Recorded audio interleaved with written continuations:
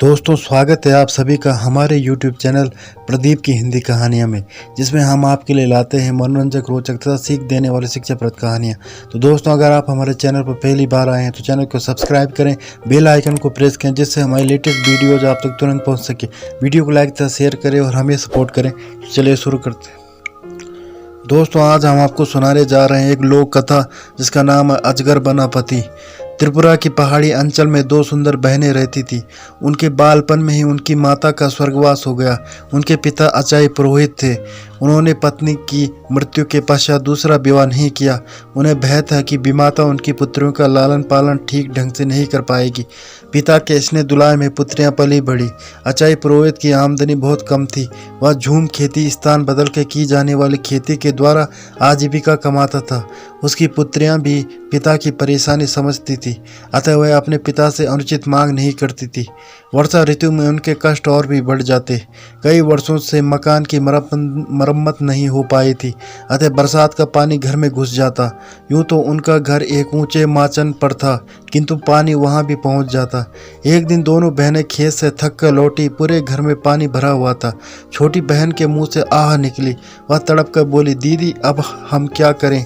ठहरो, देखती हूँ, शायद कुछ माए दूल भारत का बना त्रिपुरी भोजन पड़ा होगा, अभी उसे खाकर ही भूख मिटाते हैं, कहकर बड़ी बहन ने सांत्वना दी।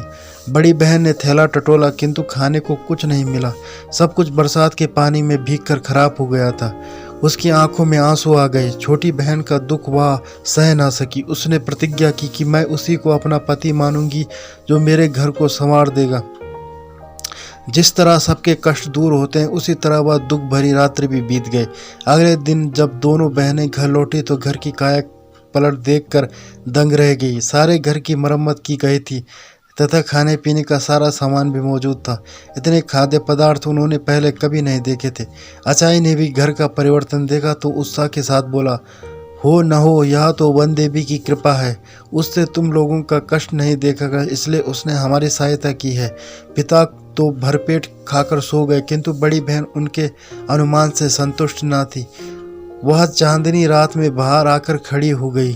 तभी उसकी नज़र एक विशालकाय अजगर पर पड़ी। वह अजगर उनके घर से निकलकर जा रहा था। बड़ी बहन ने उसी क्षण निर्णय ले लिया कि वह अजगर को ही अपना पति मानेगी।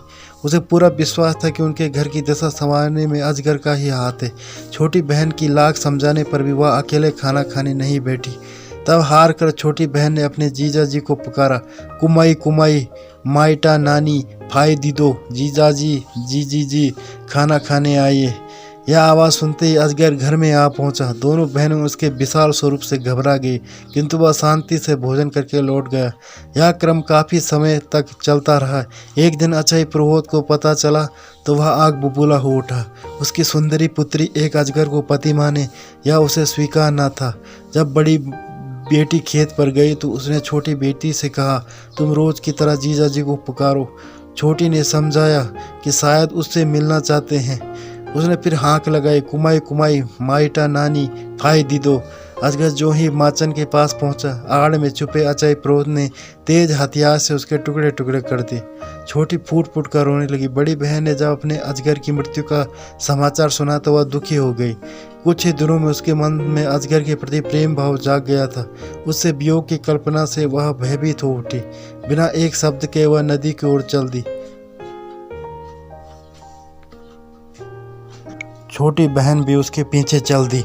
बड़ी ने आंखें बंद की और रोती रोती नदी के पानी में उतरती चली गई। बेचारी छोटी उसे पुकारती रही, मत जाओ दीदी, मत जाओ दीदी। बड़ी बहन जो ही नदी में उतरी तो सीधे एक राजभवन में पहुंच गई। जल के नीचे इतना सुंदर महल देखकर वह दंग रह गई। प्रवेश द्वार पर उसका अजगर पति स्वागत के लिए खड़ा था। उसके बाद वह वहीं सुखपूर्वक रहने लगी। तो दोस्तों, ये थी आज की कहानी। उम्मीद करता हूँ आपको कहानी पसंद आई होगी। अगर आपको कहानी पसंद आए तो चैनल को सब्सक्राइब करें, बेल आइकन को प्रेस करें, वीडियो को लाइक तथा शेयर करें और हमें सपोर्ट करें। धन्यवाद।